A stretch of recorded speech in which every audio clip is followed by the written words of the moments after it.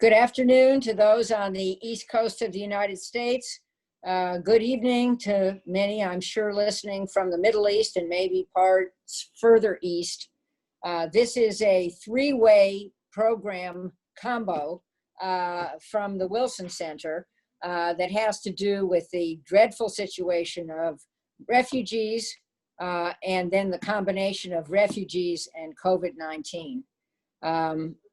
As someone who spent 9 terms in Congress and then since Congress has been very interested in this issue of refugees, my heart breaks to think about what is happening to millions and millions of displaced persons from Syria, from Myanmar, and other parts of the world. And we have assembled a team inside Wilson and outside of Wilson to talk about this today. Let me just brag for 1 second. The Wilson Center, for anyone who doesn't know it, is rated by our peers as #1 in the world for regional expertise. This has been true for 3 years in a row. We're also #1 in the world for collaboration, and we're in the top 10 in the world out of 6,500 think tanks. So obviously I'm very proud of this.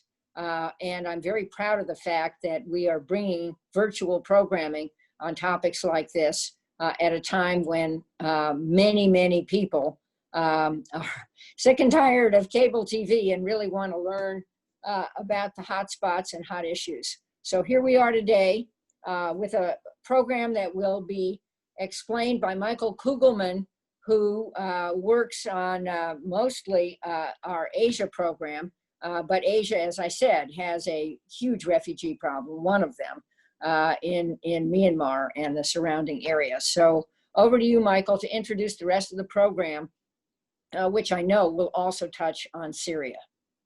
Welcome, everyone. Well, thank you very much, Jane, for the kind introduction. And hello, everyone, wherever you may be watching. Thanks for joining us. And again, my name is Michael Kugelman. I'm the Wilson Center's Asia Program Deputy Director and also the Center's Senior Associate for South Asia. And indeed, as Jane mentioned, this event is a true collaboration, a three-way collaboration between the Wilson Center's Middle East Program, Asia Program, and the Environmental Change and Security Program. So the discussion today indeed focuses on how the COVID-19 pandemic is affecting and will continue to impact refugee communities and the internally displaced. We all know that while no one is immune from the COVID-19 virus, and people of all types have caught the virus and died from it, it is the world's most vulnerable communities that have suffered disproportionately from the pandemic. And I refer here to the poor, the marginalized, the persecuted, and refugees and IDPs certainly fit into these categories. They are among the world's most vulnerable, and so they stand to be heavily impacted by the pandemic. The discussion that we're having today is a very timely one. It's happening just a few days after World Refugee Day, which was June 20th. And here in the US, June is Refugee Awareness Month.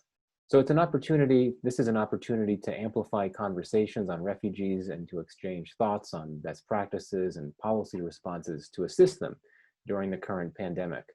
So as Jane noted before, the main focus of today's discussion will be on 2 refugee communities, the Syrian Refugee Crisis in the Middle East and the Rohingya crisis in South and Southeast Asia. Now, to be sure, we don't mean to diminish the significance and seriousness of other refugee crises around the world. We choose to emphasize these 2 because they are particularly serious and particularly salient. But there are other troubling refugee crises as well. One of them involves the plight of Afghan refugees, a group that I have studied quite closely in recent years. Afghan refugees are particularly well represented in Pakistan, Iran, and Turkey, though they have increasingly been migrating to Europe. And at times in recent months, there have actually been more Afghans than Syrians entering Europe. Iran has been hit hard by COVID-19, and in recent months, as the pandemic has worsened there and reduced job opportunities, many Afghan refugees in Iran have returned to Afghanistan. Once there, they've been placed in crowded refugee camps, and overwhelmed authorities have lacked the capacity and bandwidth to help them. And Afghan officials have said that many of these returning refugees coming from Iran have tested positive for the virus. Not surprisingly, there's concern in the international community that refugee camps will become new epicenters of the COVID-19 pandemic if action is not taken immediately. And an Amnesty International report published last month notes that lockdowns and curfews in some host countries such as Jordan and Lebanon and Bangladesh have, quote, exacerbated dire living conditions, leaving millions of people at risk of starvation and illness, unquote. There has been an international response, and the UNHCR, which we'll be hearing from today, is working with governments and NGOs to boost health, water, and sanitation services, though often with inadequate funds. With 134 refugee hosting countries reporting local transmission of COVID-19, the situation remains very precarious. Refugee and aid agencies worldwide are calling for a global response to avert an uncontrollable spread among the global refugee populations, who are, to amplify once again, one of the world's most vulnerable groups. But to close, I would add that while the plight of refugees in this time of coronavirus is quite glum, it's not all doom and gloom. And resilience really is a powerful thing. And there are some very striking stories out there that have emerged of refugees using their agency to help fight coronavirus. So in Turkey, for example, Afghan refugees have partnered with local volunteers as part of a UNHCR-funded initiative to produce masks and soap and to deliver them to medical facilities in Turkey. So I'll end on that positive note. We're delighted to have an expert panel today that features Matthew Reynolds, UNHCR Special Representative of the Americas and the Caribbean, Jennifer Poydats, Vice President for Humanitarian Responses at Catholic Relief Services, Manzoor Hassan, who is joining us from Bangladesh, where he is Executive Director at the Center for Peace and Justice at BRAC University, and Omar Kadkoy, who is in Turkey, where he is a policy analyst at the Economic Policy Research Foundation. The discussion today will be moderated by my very talented colleague, Marisa Kurma, who is Program Manager of the Middle East Program at the Wilson Center. And I should say that Marisa and her colleague, Alex Farley, are really the major forces behind this event. They did the heavy lifting, and they really deserve full credit for the successful event that this will be. So with that, I turn things over to Marisa.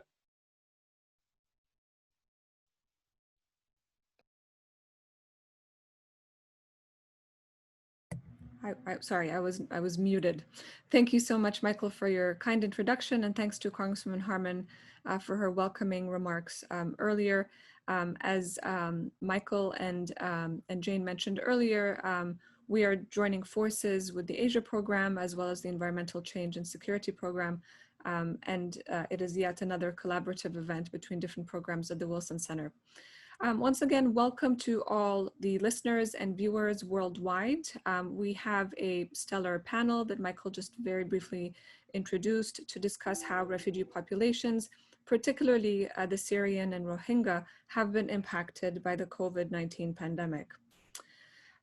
So our panel includes Matthew Reynolds, who is the UN agency's regional representative for the Americas and the Caribbean. Matthew was also the North America representative for UNRWA, the UN Relief and Works Agency for Palestinian refugees. He served in many positions at the State Department, as well as in the House of Representatives and the Senate. Jennifer Poydats is the Catholic Relief Services Vice President for Humanitarian Response. She has been part of the CRS family since 1993 and has worked in many parts of the world, including the Middle East, South Asia, and Africa. And Jennifer is joining us today from Paris, I hear. Manzoor Hassan, the Executive Director of the Center for Peace and Justice at BRAC University, is joining us from Bangladesh. Hassan has extensive experience in the NGO sector, particularly on issues of governance and transparency. And his work was recognized, particularly on transparency in Bangladesh, by Her Majesty Queen Elizabeth II. And last but not least, Omar Kadkoy, who's a policy analyst with the Economic Policy Research Foundation of Turkey. Based in Ankara, Omar has been working on migration issues with a focus on the socioeconomic dynamics of the forcibly displaced. And his research has touched on particularly labor market integration of Syrians in Turkey, as well as Syrian entrepreneurship in Turkey. Thank you to all of you for your time today and for your willingness to share your experiences and expertise on this very important topic just a few days after the world marked World Refugee Day. So you'll get each of you about 10 minutes for your opening remarks. Michael and myself will probably have some follow-up questions, and then we will take questions from viewers and listeners. And just a kind reminder to all of you listening out there, you may submit your questions at any time through Twitter at Wilson Center MEP. Matthew, I want to start with you, given the centrality of the UN agency's worldwide role in coordinating refugee response. You're pretty much at the heart of this global crisis. You've just published the annual trends report that UNHCR traditionally publishes every year around World Refugee Day. I briefly looked at some of the data, and what struck me was that 1% of humanity is displaced. That's around 79.5 million people displaced as of the end of 2019. So that doesn't take into account probably more displaced populations in 2020 since the beginning of the COVID-19 crisis. So Matthew, I'd like you to tell us a little bit more about the new report, the new findings. What is your reading of the global refugee crisis under COVID-19 in particular? And what are the main challenges facing the refugee agency amidst this pandemic? Great, thank you. Thank you very much to Jane, to Michael, and to you, to Marissa, and of course to the Wilson Center. We always appreciate being included, and for your highlighting the plight of refugees during this pandemic and before and after. As you've noted, just 4 days ago, we marked World Refugee Day, which is also when we do our Global Trends Report, which is online, and I encourage people to look at it. It's got lots and lots of information. And sadly, the trend continues to be more forced displacement, and nowadays it is not only more widespread, but it is protracted. It's no longer a short-term temporary phase. As you noted, there are 79, we've tallied for 2019, 79.5 million persons. So let's say 80 million persons of forced displacement in 2019. And that's about 9 million more than 2018. And of these, 46 million are internally displaced persons, IDPs, and 29.6 million are refugees, persons who have crossed an international border. The vast majority of them crossing actually to the country next door. 68% of all refugees have fled to just 5 countries. Now, in the 1990s, on average, 1.5 million refugees were able to return home, which is our #1 durable solution each year. Over the past decade, though, that number has fallen to only 390,000, meaning growth and displacement is today far outstripping solutions. In just this past year, we've seen a real spike in new displacements, mostly from the Congo, the Sahel, Yemen, and Syria, which I know we'll focus on today. And it's now in its 9th year of conflict and accounts for its own 13.2 million refugees, asylees, and IDPs, making it a 1/6 of the world's population, of the world's total. Now, superimpose the COVID-19 with a massive socioeconomic impact. The health pandemic is fostering a new pandemic of poverty. It is insightful today to be focused on the Rohingya and Syrian refugee situations because they highlight the broad range of challenges and responses faced by today's refugees and their host communities. You know, in Bangladesh, the 855,000+ Rohingya refugees are for the most part what is often perceived as a classic or traditional refugee situation. Residing in the world's largest refugee camp, it's actually a single complex of camps. They are relatively isolated, very poor, in a very poor and hard to access part of southern Bangladesh, near Cox's Bazar. They are highly dependent on international direct international aid. And while on one hand, this isolation has thus far protected them from the coronavirus ravaging the rest of Bangladesh, especially up in the Dhaka area. On the other hand, the incredibly cramped living conditions in the camps make social distancing impossible, and the likelihood of transmission fast and widespread with very limited health care available. Therefore, our goals are to limit the spread of the virus to the camps and be prepared for it when it arrives. In the former, contact in and out of the camp has been limited with only the most critical activities being undertaken. So that's an 80% reduction in activities through a very strict lockdown. Like elsewhere in the world, UNHCR continues to stay and deliver during this crisis. And just interestingly, this is also our largest field operation in presence in the world. In addressing the latter goal, we have focused on the dissemination of information, improved infection prevention and control, hygiene promotion, testing, though it has been very limited and very difficult, and establishing quarantine and isolation regimes. As of last week, thankfully, the COVID impact on the Rohingya refugees has been low. Some 45 cases with 4 deaths, but that's as of right now, and we see the continued spread throughout the world and moving into some of these more isolated areas. Now juxtapose that to the Syria crisis, which represents the more, quote, I'll use, quote, modern refugee situation where the vast majority of persons of concern are not in isolated camps, but live in urban areas commingled with their host communities. And just as an aside, globally, 60% of all refugees are in cities and towns, not camps. So the 3.6 million that are in Turkey are in Istanbul and Ankara and Gaziantep. Almost 1 million are in Lebanon. Now that's Beirut, Tripoli, Baalbek. And the 650,000 plus are in Amman, Erbil, and Jerash in Jordan. For most Syrians, return at this time is not really an option, and UNHCR does not promote it. So already poor, vulnerable, and on the margins of society, the socioeconomic impact of the pandemic hit them first and hardest. The loss of employment and livelihood with no national safety net is leading to a loss of shelter. They can't, in a place like Lebanon, everyone has to pay rent, including refugees. A tent on a piece of earth somewhere in a corner belongs to someone, and they're paying rent to have that tent on that piece of earth. Can't be paid, so we see that loss. We see a loss of nutrition, and abject poverty is rising. As host communities feel similar pains of COVID, and there's obviously the spikes in xenophobia, restrictions, refoulement, and deportations. All the nasties which we try to protect against, gender-based violence, child labor, discrimination, are all on the rise. One need look no further than Lebanon to see the confluence of all of these challenges impacting both Syrian refugees and their Lebanese hosts. So what do?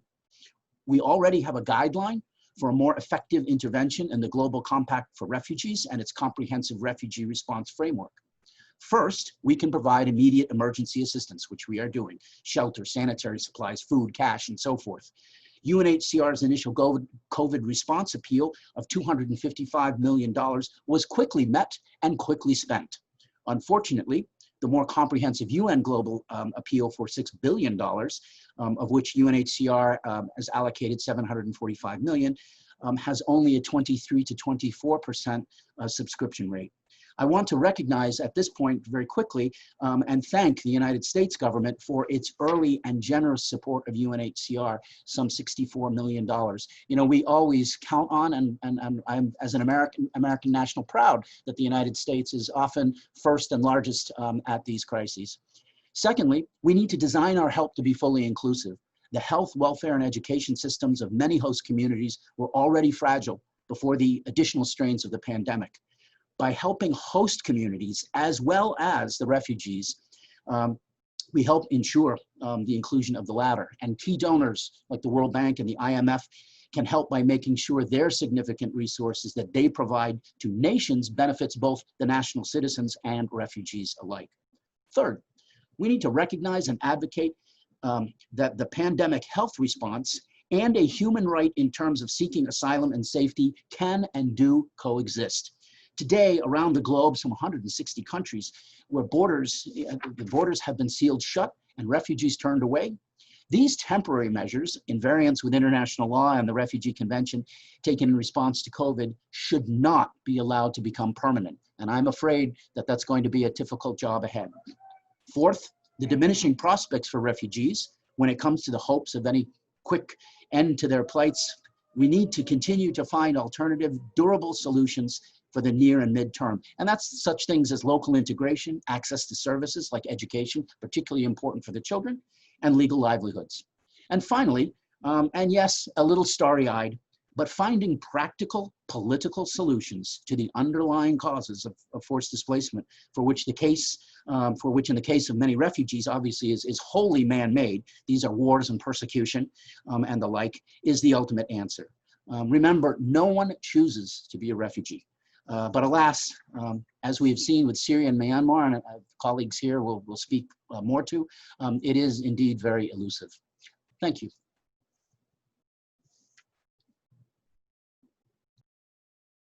Thank you so much, Matthew, for your very sobering presentation, but also for outlining very important steps. I want to get back to some of these issues once we start the Q&A session, particularly the role of the international community when many of the developing countries that, including the United States, that lead the donor response have been affected economically. So we want to talk about all of that. But first, I want to turn to Jennifer to hear the view from Catholic Relief Services, given the programming that you lead on the ground in various parts of the world, but particularly in the Middle East and South Asia and Southeast Asia. So Jennifer, how has CRS shifted programming, if it did, in response to the new challenge of COVID-19? And if you can also talk a little bit about some of the physical and social infrastructures implemented in the camps where refugees reside to deal with some of these challenges.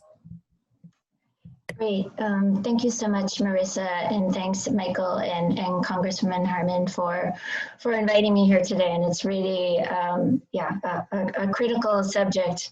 And I just for Catholic Relief Services, working directly in refugee hosting countries, or in most cases alongside our local partners. And that's including, we've heard some of them, but I'd also like to highlight Uganda, Niger, and of course we'll hear more about Bangladesh, the countries that are in the Middle East hosting Syrian and other refugees, as well as all the countries who are hosting vulnerable Venezuelan refugees. And we've fortunately been able to, as Matthew said, stay and deliver, maintain that presence. All our offices remain open, even though in some cases working a lot remotely. We've been able to quickly adapt our programming that supports refugees, both refugees and host populations, to ensure the continued delivery of critical assistance while ensuring the safety of our program participants, our staff, and our partner staff. The pandemic has really created an emergency within an emergency, and actually in some cases, when you look at a place like Bangladesh, a triple emergency, because you also have the natural disasters that occur in many of our refugee contexts. And we heard a bit, but I would like to highlight the severe lack of access to safe and dignified shelter within multiple refugee settlements in Uganda for both South Sudanese refugees and refugees from the Democratic Republic of Congo. In fact, I think what the pandemic does is it both spotlights, but it also adds to existing gaps within these contexts. And speaking specifically about Uganda, especially those refugees with special needs, which actually account for 15% of the over 1.4 million refugees in Uganda. We also know that when the border reopens, the need for shelter will only increase. And as is the case for CRS, when shelter program focuses on the use of local materials and capacity, shelter construction provides a critical source of income for brickmakers, for masons, for carpenters, both within the refugee and the host community. So within ongoing shelter programming, we've been quickly put in place measures to continue, but by reducing the number of workers on site, installation of hand washing facilities, and other mechanisms to ensure that we've been able to continue with critical shelter construction to the extent possible in all 3 refugee settlements in Uganda. In places like Ecuador, Colombia, Mexico, and Brazil, CRS's Caritas partners that manage emergency shelters have needed to quickly put in place new standard operating procedures to limit the number of people in the shelter to maintain that physical distancing, but also to shift rapidly to having these shelters running 24/7. And many of these shelters were only day shelters, but because of the confinement, the shelters had to move quickly to be open and hosting people 24 hours a day. We'd had to shift to ensure greater access to hygiene supplies, to washing and sanitation facilities. For example, our partner Caritas Brazil, for refugees that are within the urban environment in Boa Vista, they initiated a pickup and delivery service for laundry for those living in the streets in Boa Vista. And in most contexts, we're switched to door-to-door delivery of hygiene supplies and making every effort to augment access to toilet and bathing facilities. As the number of cases grow, the need for safer shelter will only increase and must be complemented by identifying and adapting existing structures or constructing new infrastructure for safe isolation and quarantine, ideally at the community level and by local organizations that have existing trust within the affected population and the ability to provide that holistic support. As we know, the public health infrastructure is already inadequate and severely stretched. In Jordan, our partner Caritas Jordan, through their critical network of health facilities that provide support to both refugees and host populations, have been able to provide access to essential medicines to over 10,000 patients with chronic illnesses during the lockdown, including refugees living in urban and peri-urban areas. Demonstrating the essential role of faith-based health networks, Caritas Jordan joined an alliance of health actors that cooperate in raising awareness regarding COVID through a common campaign that makes use of Caritas Jordan's social media platforms. And this alliance includes, of course, the Ministry of Health, other government departments, but also WHO and UNICEF and other agencies. And then during the lockdown, Caritas was also able to shift health consultations online, via telephone, and ensuring the health hotline, health clinic hotlines in all governorates remained operational. So then general practitioners, pharmacists, and nutritionists who offer consultation to primary healthcare clients through phone could continue with referral for emergency care as needed. Another area of concern, which Matthew highlighted, was the increase, unfortunately, the increase in violence against women and children that we're seeing within the pandemic context, which is already a concern within refugee populations. In Jordan, again, Caritas has established an online referral system for counseling, allowing quick referral for mental health and protection cases, and have also been able to follow up with program participants through phone to offer support during the lockdown and even after, since the reopening. In the future, psychosocial activities focusing on awareness raising and prevention will continue to be conducted online, while other interventions will take place within facilities, but of course in smaller groups. And this support is even more important as many refugee contexts, schools, which really provide both that learning environment, but also that social and supportive environment to children, have unfortunately been closed and remain closed. And so what we've seen, some of adjustments we've seen, is teachers forming WhatsApp groups for parents, providing materials, videos and worksheets to apply at home according to the age group. And having school counselors also providing support through messages and phone calls to parents to support their children under the current situation. Border closures and I really, the other area I'd like to highlight is the impact on livelihoods. With the border closures and confinement measures, they've had a real severe impact on the already tenuous livelihoods of refugees and asylum seekers. Within the Venezuela crisis, as the informal trading has subsided, which really the street commerce was shut down, we've seen a massive return actually of Venezuelan refugees back to Venezuela. So unfortunately, they're going back to a situation that's even probably more precarious. And also, again, you know, where there's already gaps in assistance to vulnerable Venezuelans. And so our partner Caritas Venezuela has really seen the need to ramp up both our health and nutrition as well as our cash assistance to support those who are returning, as well as vulnerable populations in country. In Jordan, there was a recent assessment that was carried out by another NGO, CARE, that found that determined that over 30% of refugees noted that they're likely to not have a job to return to post-lockdown curfew. And we know that in many countries, the informal labor market is the main source of income for refugees, and access to sustainable livelihoods is often a gap. That's only just more difficult because of the pandemic situation.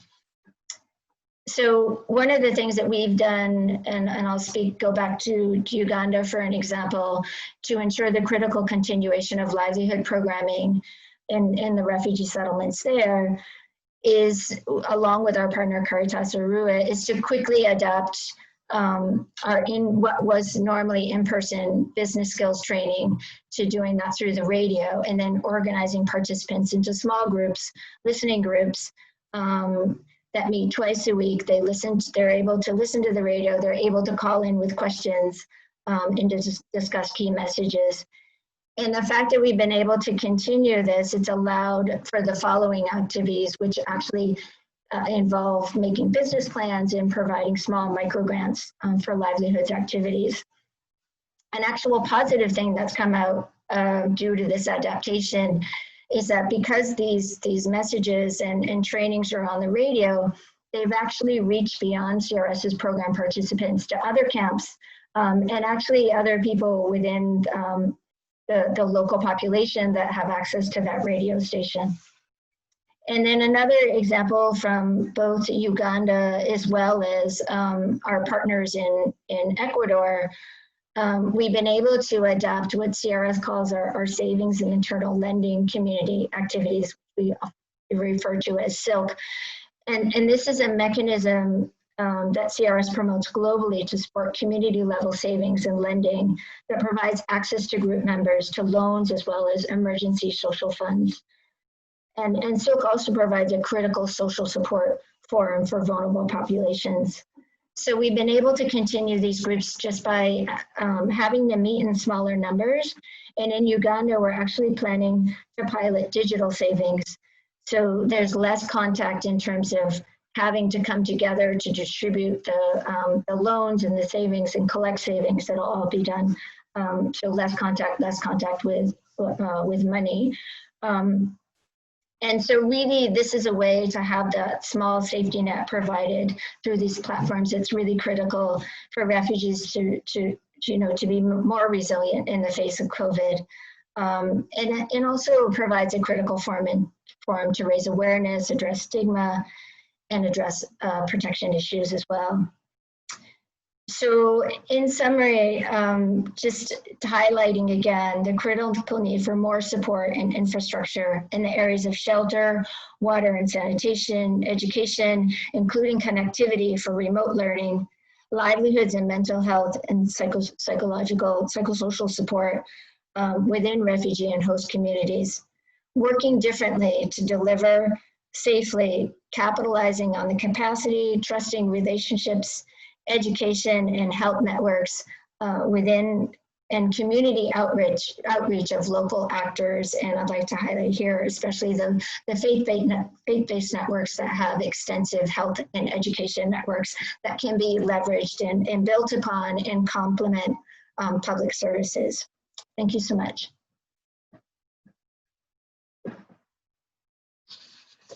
Thank you so much, Jennifer, for your presentation. And I'd also like to go back to hone in on the livelihood issues. So thank you so much for highlighting that. Matthew talked about it as well.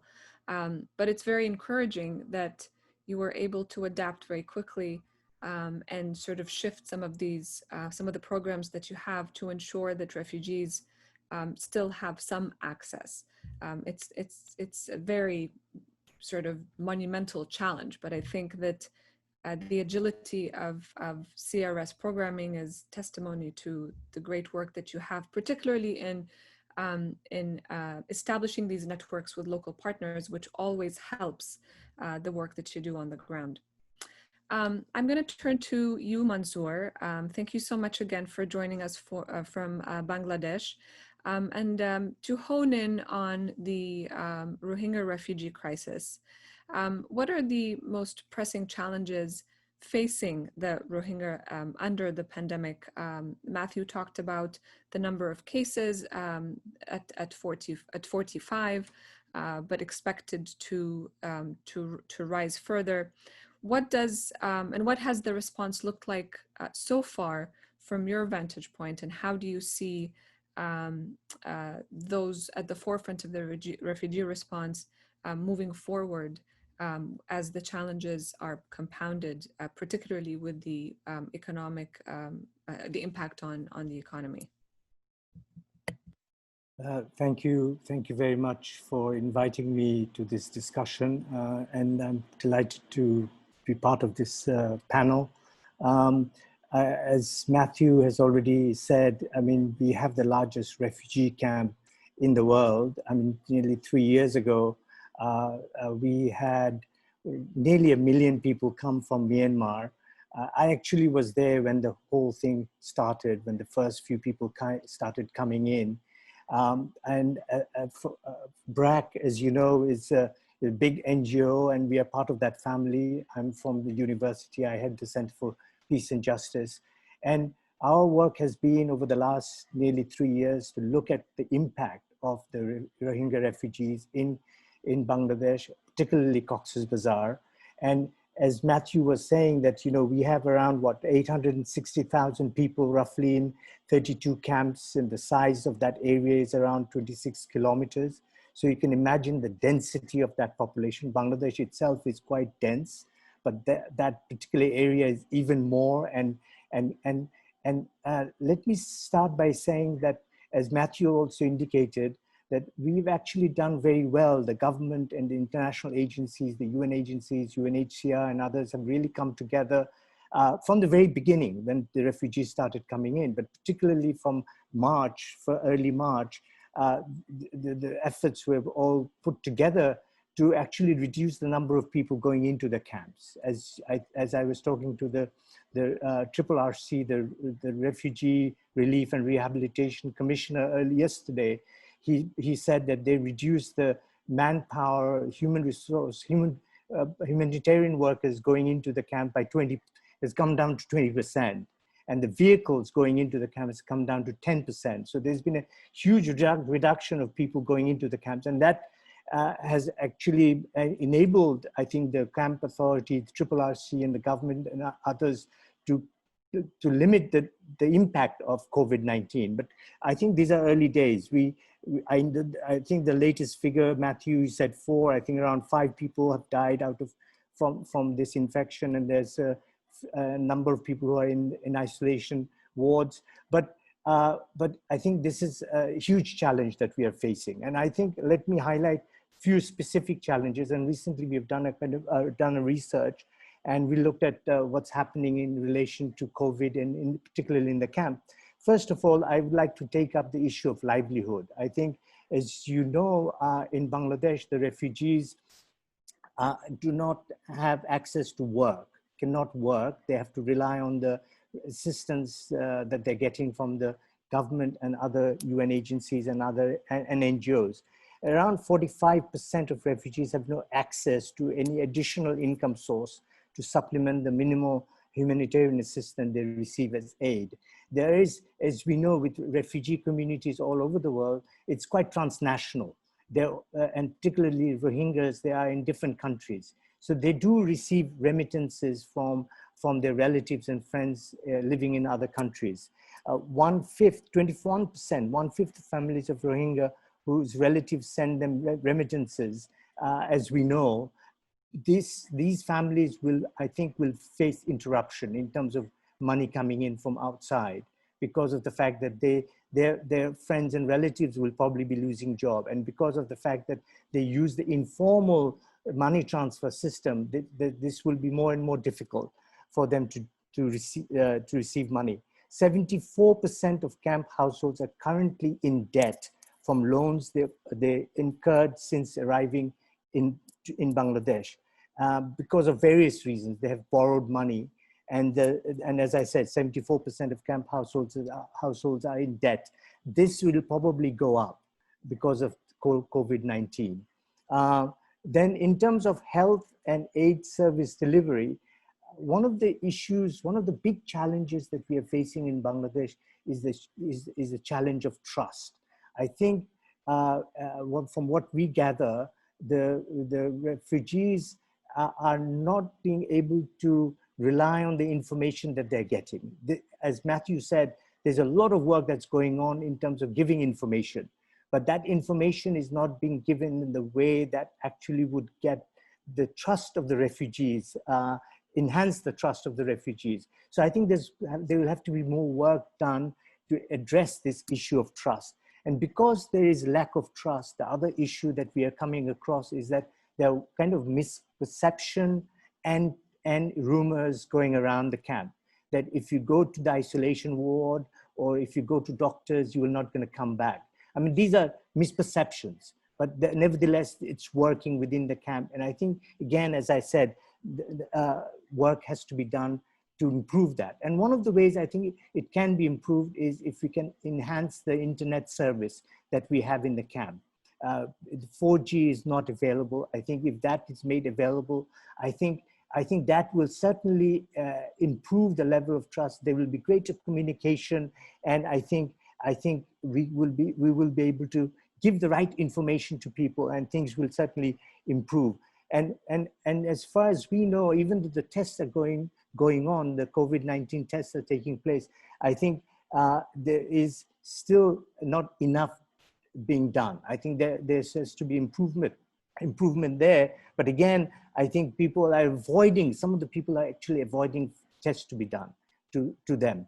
And I think, again, we need to look into that.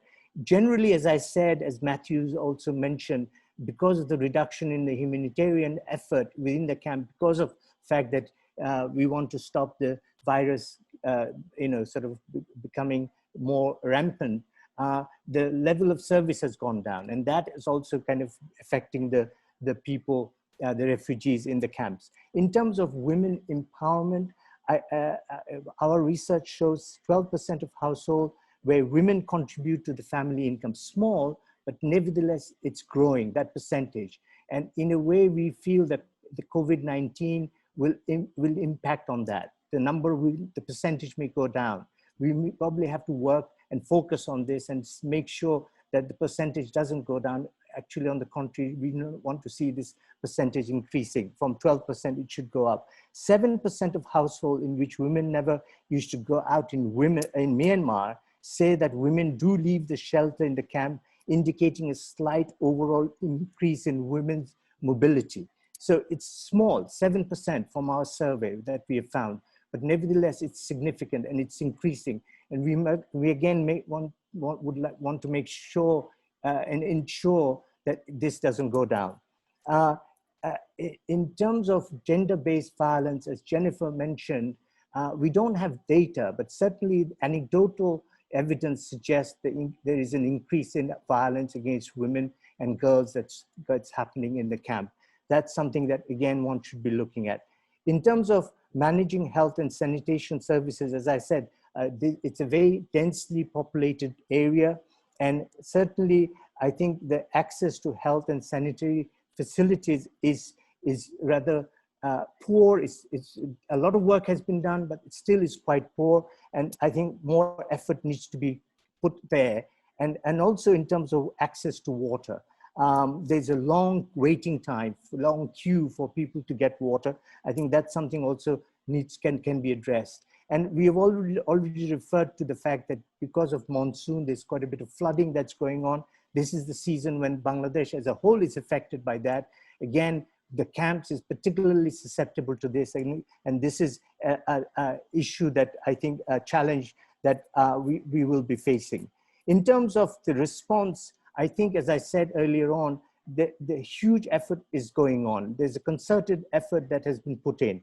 Government of Bangladesh, the Office of Refugee Relief and Repatriation Commission has done a lot of work, UNHCR and UN agencies. We have around 100 organizations, around 40 international organizations, 60 national and local organizations who are working in the camps. And they're doing tremendous amount of work, but that needs to be augmented. But probably because of COVID-19, their work they're not being able to do the work in the way they should be.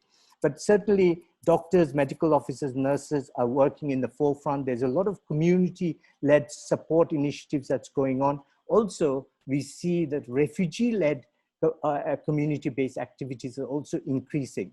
CBOs and youth volunteers are getting more and more involved. So that's a very encouraging thing that's happening in the camp.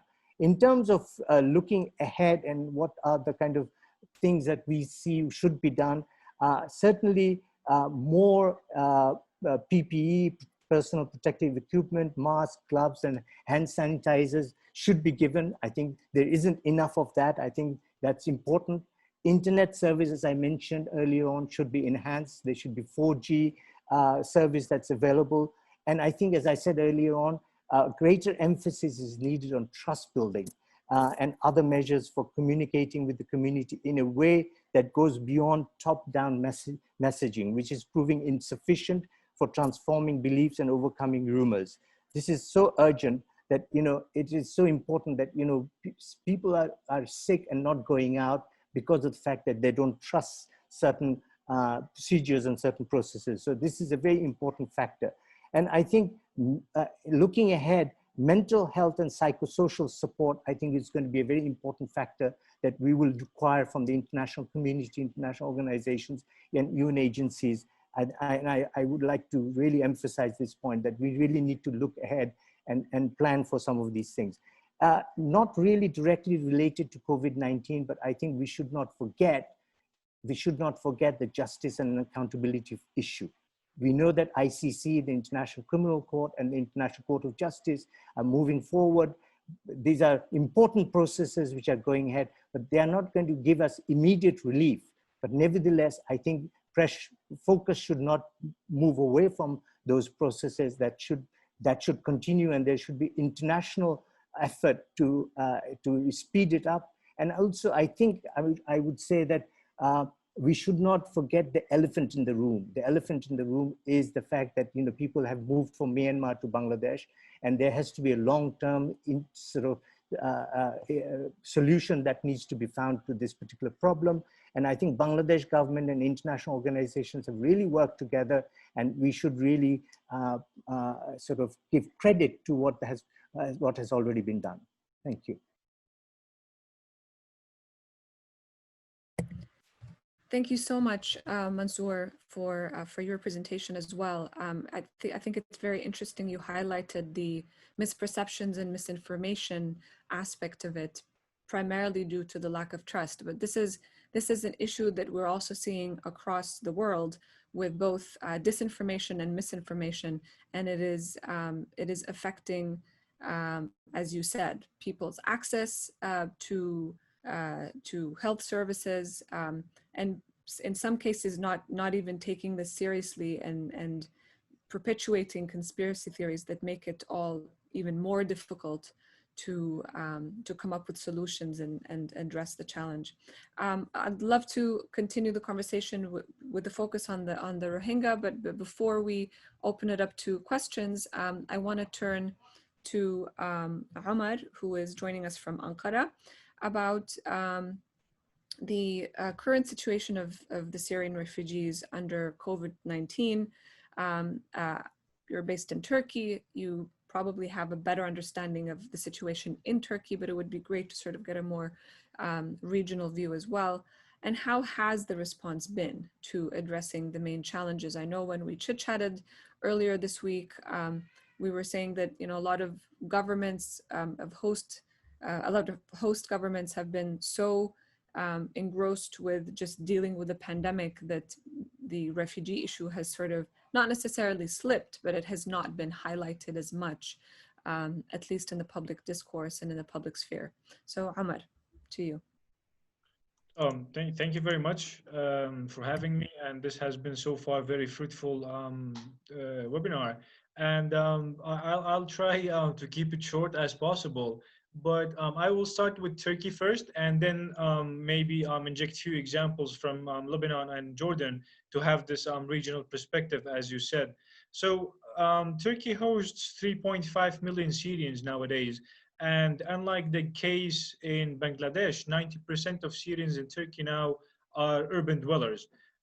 We have only 2% of the Syrian population living in 7 government-run camps located in 5 provinces next to the Syrian border.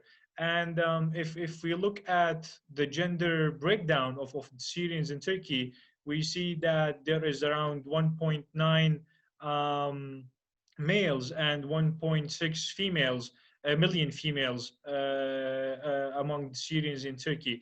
And most interestingly, which this a bit of statistic that always get my attention, the fact that 47% of Syrians are either 18 or below. So it's a very young population. And we will, I will shed an example of how COVID-19 specifically is impacting refugee students in Turkey. And we have also to know that 51% of the 3.5 million Syrians are between the age of 19 to 64. That is the working age. And this is something not only in Turkey, but maybe particularly in the developed world, or in the north, we see that population aging is trying to shed some light and some constraints on the economies of the developed countries, and the need for immigrants, particularly now in COVID-19 and so many other countries, found that without immigrants, certain critical jobs are left to be vacant, and the economies could actually suffer from that. Back to the case of Syrians in Turkey.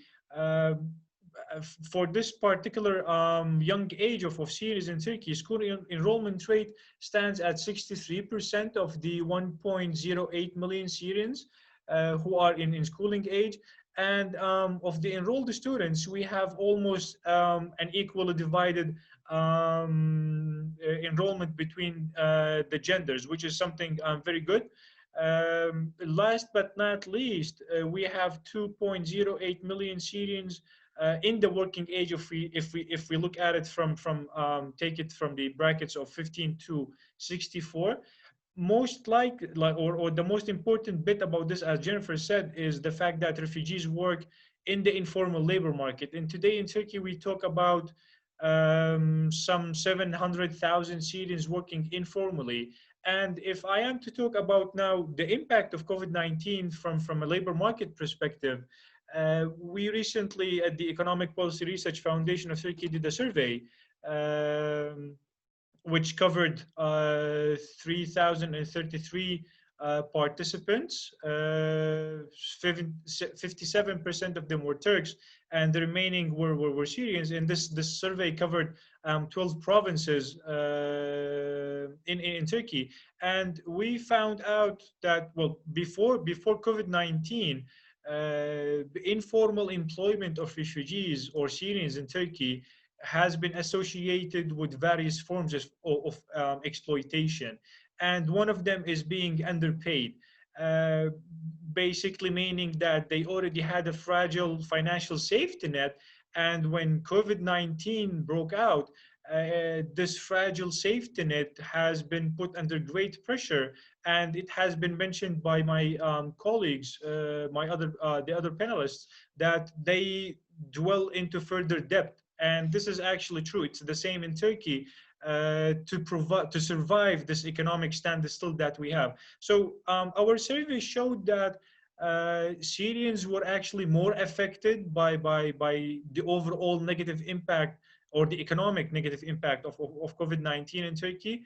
And we saw that 26% of Syrians who took the survey, they were on an unpaid leave, compared to only 9% of Turks.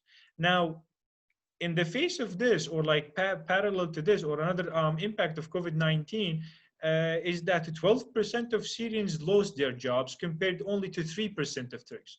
So this, if you ask me, has or finds its roots in the informal employment of Syrians in Turkey, because they are unfortunately easily disposable. And when a business decides to save the costs as much as possible, they give up on Syrians who do not have social security or do not have any work permits, so they cannot actually claim any rights if something like this happens. At the same time, we looked at the impact of COVID-19 on income by actually taking the variable of participants' vocational accreditation into account. And of the 3,033 participants, 75% of them reported not having a vocational qualification certificate. Now, 73% of the 75% said that their income was negatively impacted by COVID-19. On the other hand, 52% of the remaining 25% said that their income was not affected at all by COVID-19, which highlights the importance of vocational training and education programs to strengthen the resilience of refugees, not only during a pandemic, but particularly apparently in a pandemic. And most importantly, 1.4% of participants with a vocational qualification certificate reported an increase in income in the aftermath of coronavirus. Now, this is very much in favor of Turks compared to Syrians, but nonetheless, it shows that, out of a very gloomy condition in Turkey, a very few number of those who are in position or they possess vocational training certificates, they made actually more or slight more income compared to normal circumstances. Now, of course, this is also the case in Jordan and in Lebanon in the following sense. In both countries, in Lebanon and in Jordan, and maybe to a lesser extent in Turkey, the majority of Syrians in these two neighboring countries are below the poverty line, which means they are very vulnerable financially speaking. They are already in debt, and we can somehow generalize that actually the situation of Syrians in these three neighboring countries is exacerbated by the breakout of COVID-19. And I want to just tap on another issue about Syrians in Turkey, which is the students. I said that there are 1.08 million Syrians in the schooling age, and the enrollment rate stands at 63%. But a recent research also showed that a decent number of Syrians are not able to follow up with the online curriculum that was launched in Turkey to compensate for not going to schools.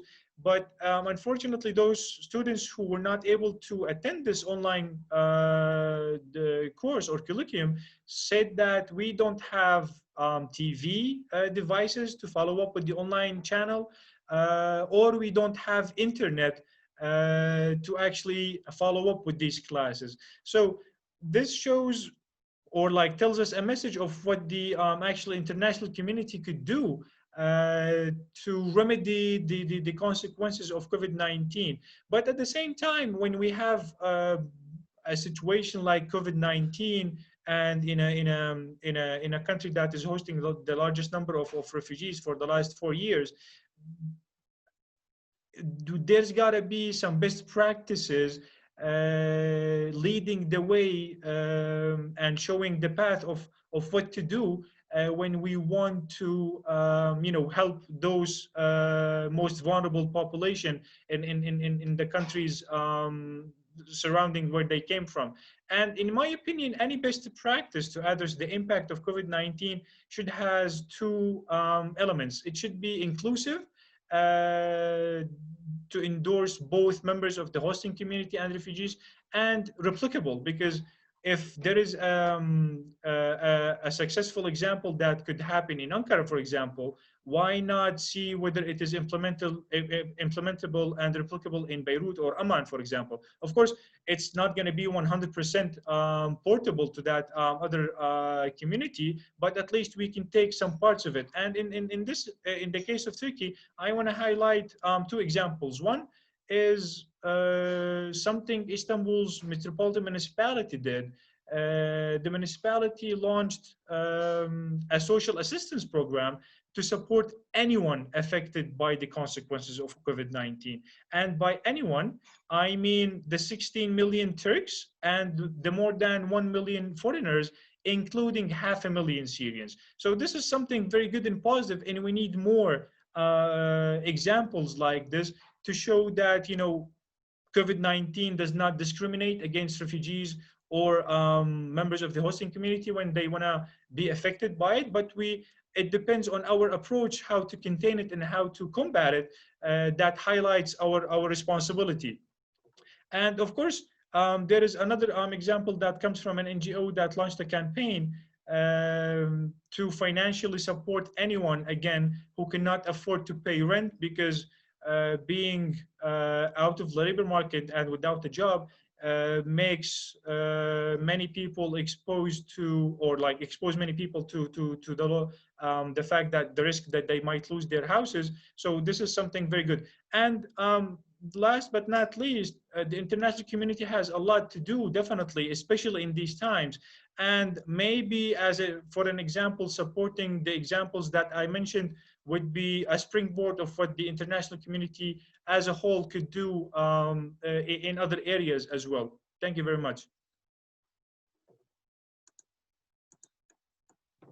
Thank you so much, Ahmad. The question of connectivity came up multiple times, and I was actually wondering how the Syrian children, school children in particular, had adjusted or not to the e-learning platforms that were put in place in various host countries. So thank you for highlighting that. We'll get back to you for other questions shortly, but I want to sort of open up the discussion now and perhaps lead with a question. But Michael, do you have a question to lead with, or shall I go ahead first? And Sure. Thank you. And I echo Marisa. I thought those were some terrific presentations. So thank you to all. I certainly learned a lot. I'll ask a broad question. Thank you for the opportunity. And I guess this would be directed to Matthew and maybe Jennifer, but anyone who'd like to respond should do so. We're living in a moment when the entire world, including the traditional international donor community, is facing a pandemic on its soil and is facing severe economic distress. So the question is, when you're trying to figure out how to pitch these appeals, trying to raise more support to help the refugee community as it's impacted by the pandemic, how do you take into account the likelihood that you're going to have traditional donors that simply are going to be struggling to provide support within their own borders? And I think this is a broader question for humanitarian aid workers on the whole, but in this particular context, I'd be curious to hear your take as to how do you deal with that reality, and how do you incorporate that into your appeals for support? Thank you, Michael. Yes, it is a very big challenge because clearly countries are having, addressing their domestic issues. I think the first thing we try to emphasize is a couple points. Number one, we as humans, if you will, politically like to make divisions and talk about a refugee, an IDP, a citizen, and so on. COVID-19 just likes nice, warm human lungs. And it doesn't really care if you're the president of the country or a refugee in the country. So, that actually, this experience has, I don't want to say helped, but it has opened the eyes in some places. I have a couple of countries in the Caribbean in mind, of which have really kept persons of concern away from services. They've not been allowed to have healthcare, education, and so on. But because of the danger of COVID and its spread and the way it's spread, they have understood that clearly the refugee community needs access to healthcare systems and needs to be part of the national response because, again, the virus just bounces from person to person. It is, as I said, it is a big challenge. I think we do have one of the concerns that we also have is countries sort of replacing aid. We have a core budget and, the underlying crises have not gone away. And in fact, in places like Africa, in some places, they've expanded greater. And yet the subscription to aid has been much reduced. And so we really don't want to pay Peter rob Peter to pay Paul to take money and put in emergency COVID and then have nothing to follow up. So we're trying to make those arguments. We've been very fortunate that some of our largest donors appreciate and understand the nature of COVID and the need of refugees and the fact that they will flow. So we have received, as you would expect from our major donors, the United States, the UK, EU, Germany, etc., a lot of support.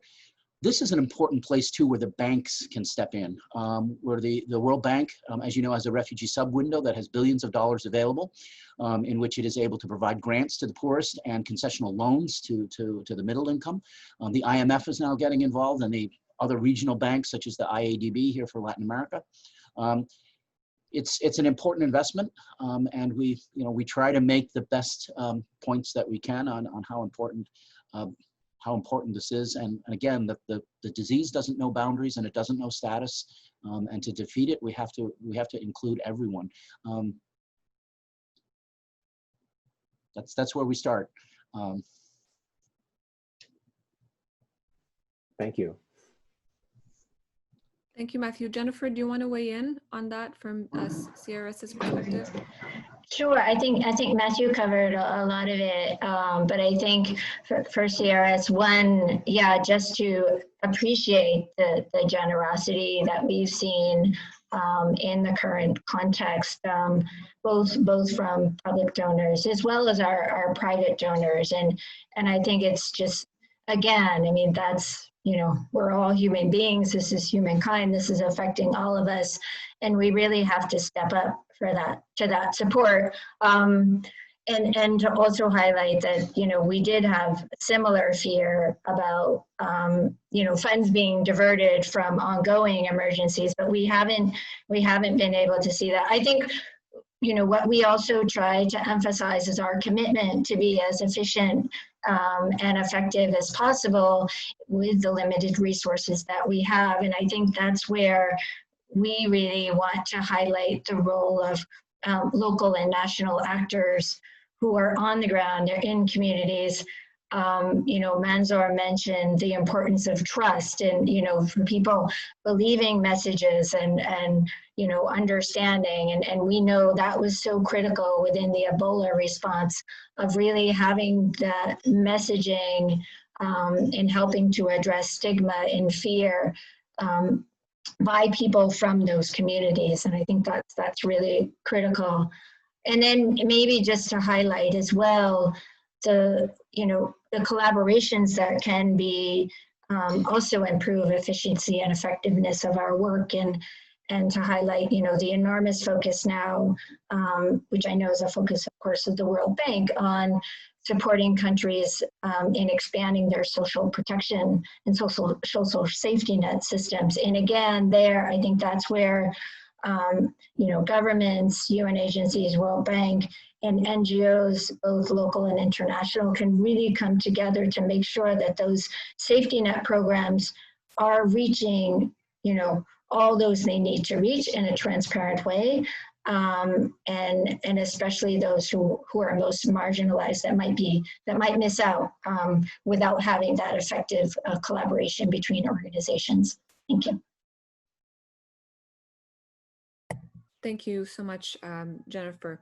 I think I'll turn to the questions that were submitted just to make sure that we have enough time for everybody to respond.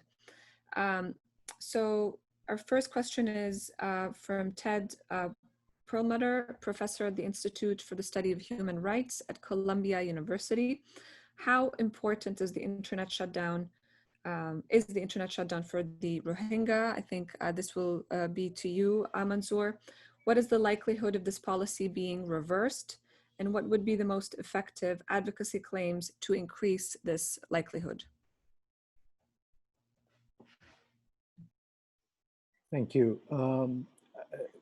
Just to say that internet was available in the camp.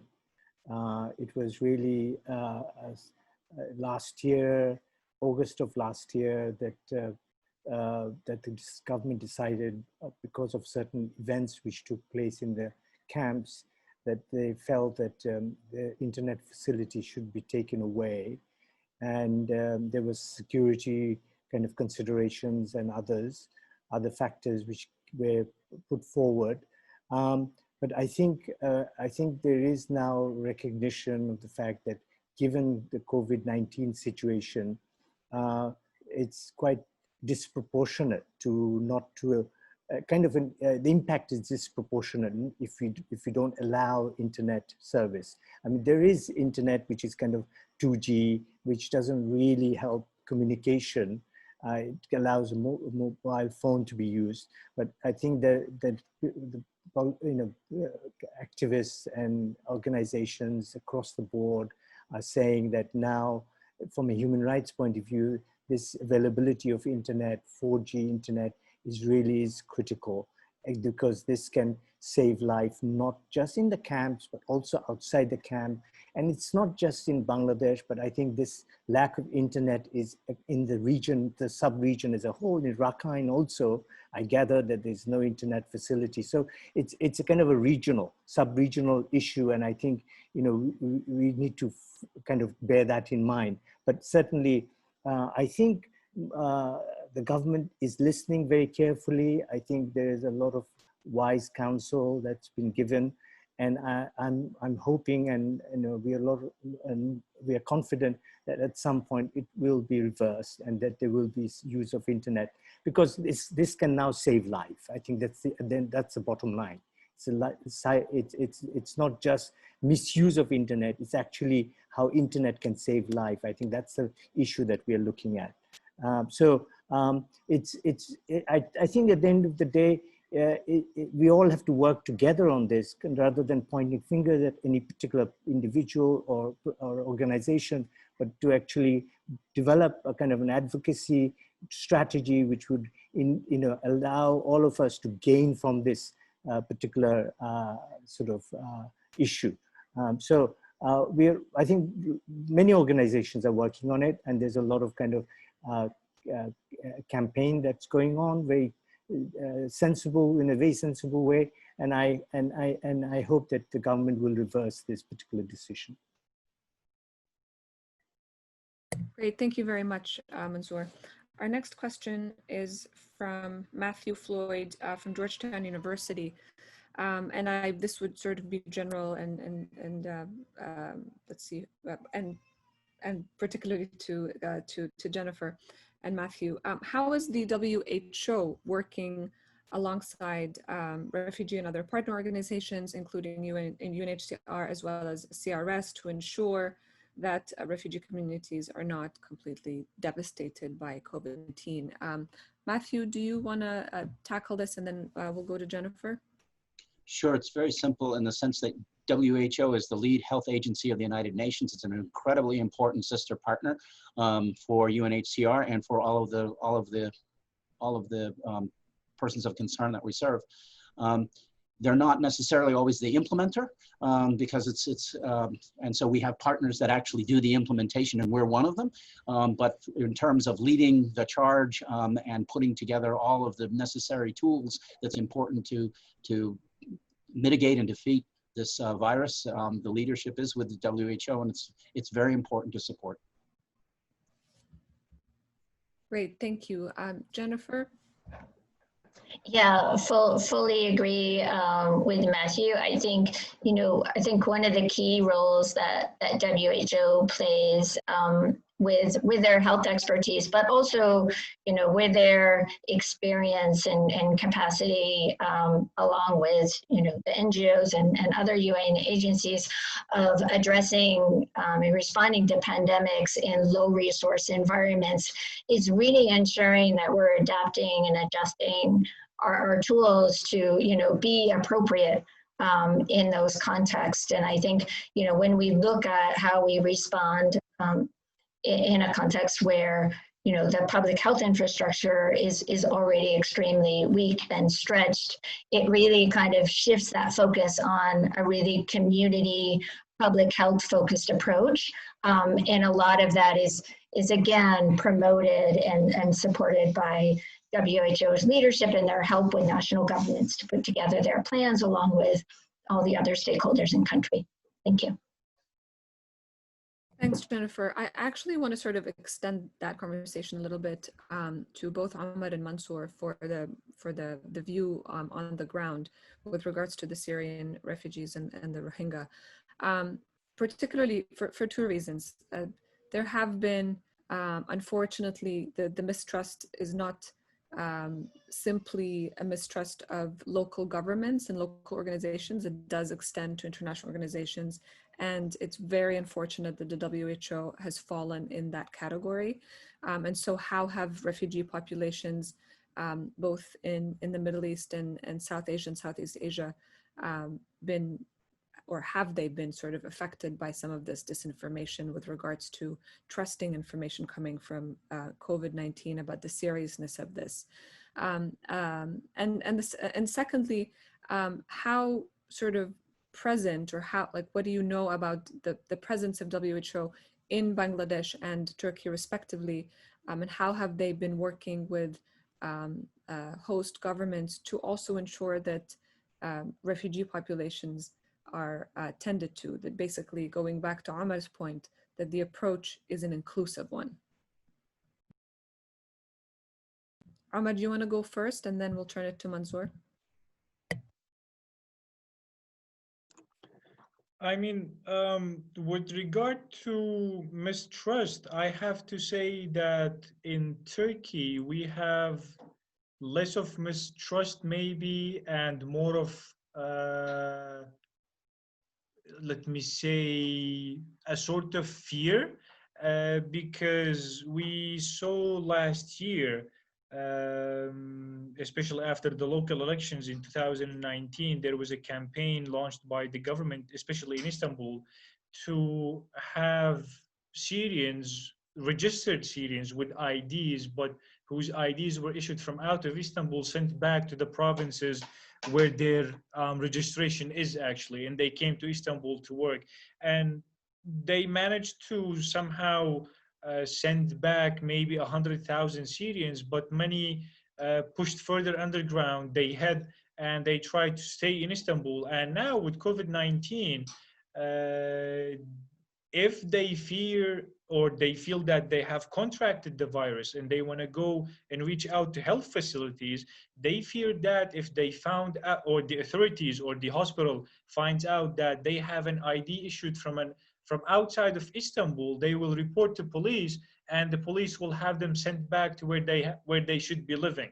So this fear of being sent back to the province of registration makes it hard for Syrians who might have contracted the virus, or even not, if not the case, those who have chronic diseases or illnesses, or they need continuous health checkups in the hospitals. They might also have this fear of not going there because they would say that we might be sent back to the province where we should be living according to the policy. So we have that sort of factor in between the two sides.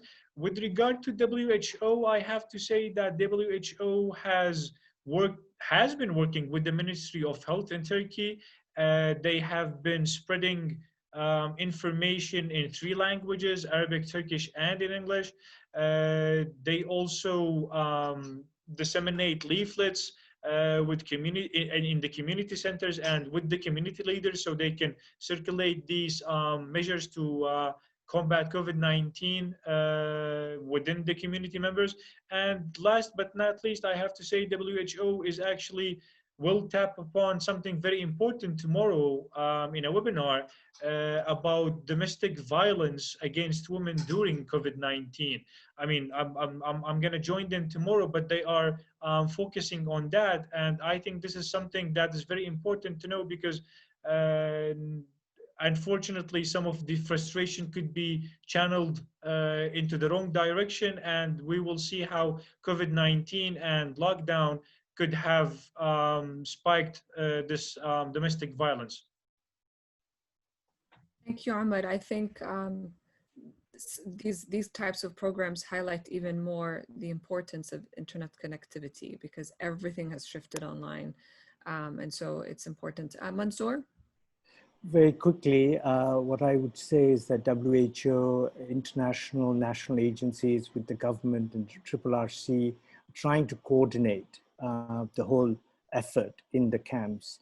But as I was saying earlier on, I think it's very much top down. I think what's really needed, the effort should really kind of center around the Rohingya voice and kind of get the community level people more and more involved, the youth and others, so that they can have that kind of connection with the different groups of people. In a way, I think that is what it really is, we feel is missing. I mean, if these people can be brought in and real partnership developed on this particular issue, I think that will be will be more effective. So let's move away from just top down. Let's kind of make it more bottom up in this very difficult situation. That will help to develop trust, and I think it will be more effective, and people will believe in what the professionals are saying, rather than at the moment, as I said, more rumors and misconceptions which is flying around and not helping the whole issue at all. That would be my take on it. Great, thank you very much, Mansoor. I think we're slowly running out of time, and I want to have enough time for each one of you to just sort of share one last thought.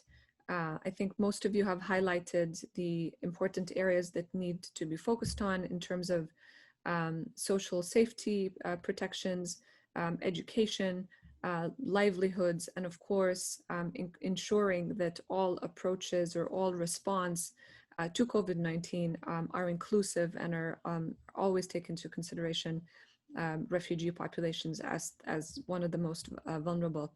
But I think I would love to just sort of hear one last thought from each one of you about one key policy recommendation that you would share with the international community or key governments, particularly key donor governments worldwide, as we step further into this pandemic and see more of the impact on the economy and livelihoods, particularly with regards to refugees.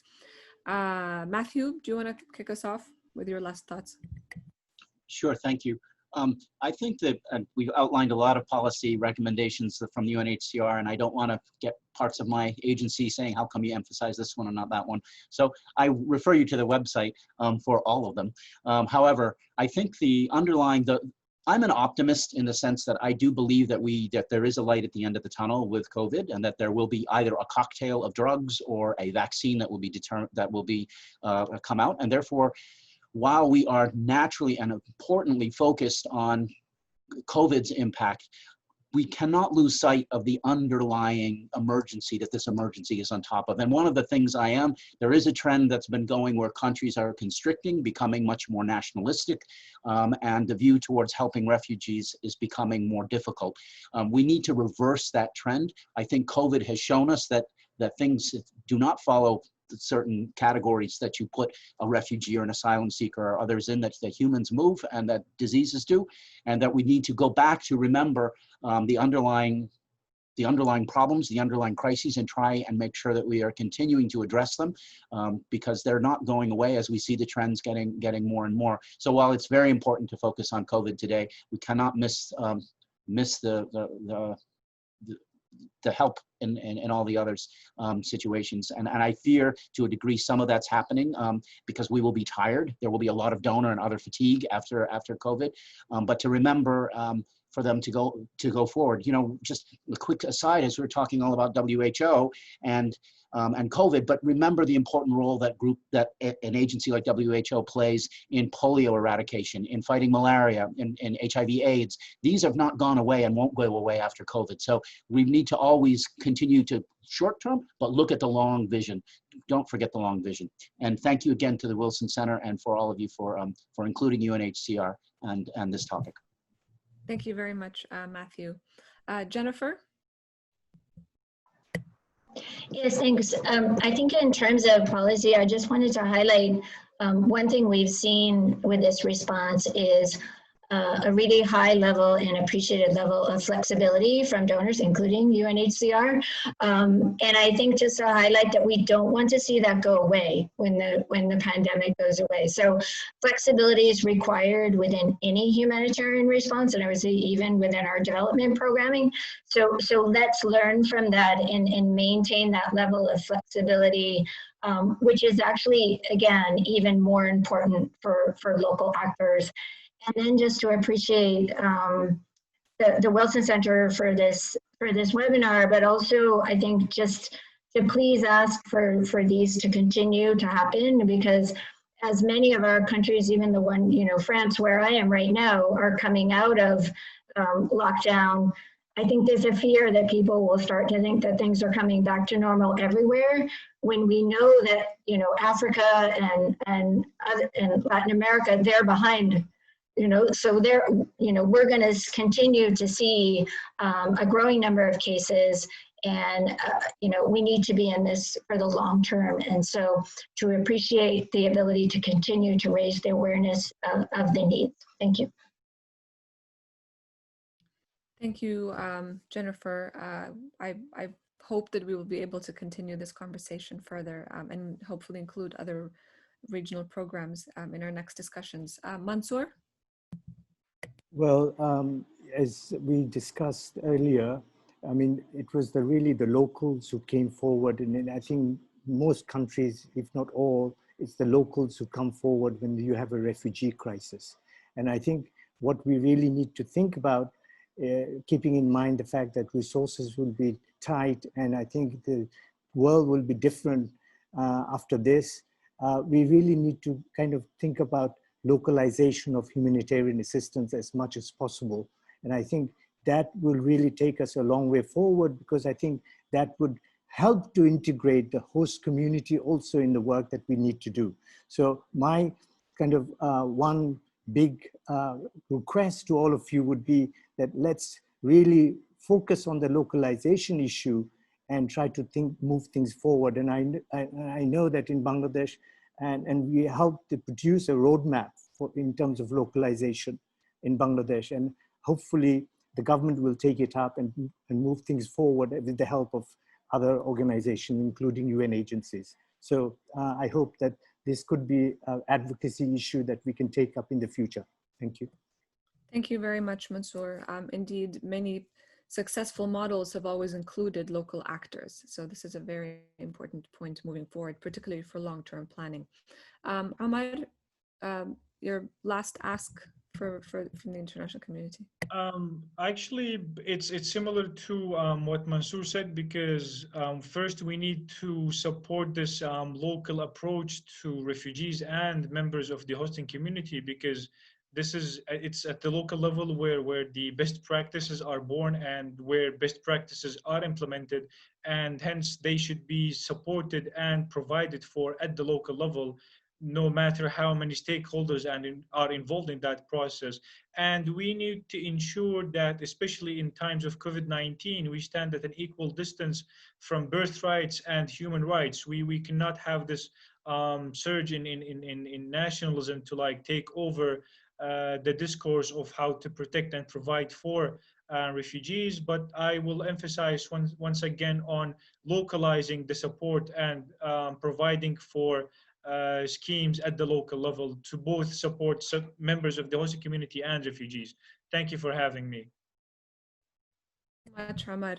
And thank you for all the panelists for their excellent presentations and for sharing their expertise. Most importantly, thank you so much for the work that you do, whether in the office, online, or on the ground. It's all part of a very important issue that we will continue to highlight at the Wilson Center, and hopefully engage in more in-depth discussions on some of the granular issues that have been identified earlier throughout the discussion. Thanks to Michael Kugelman from the Asia program, Lauren Hertzy from the Environmental Change and Security program, and to Congresswoman Harman for her introduction earlier. And thanks to all of you listeners and viewers who have joined us today. And we look forward to more events coming up in the near future with the Middle East program at the Wilson Center. Thank you all.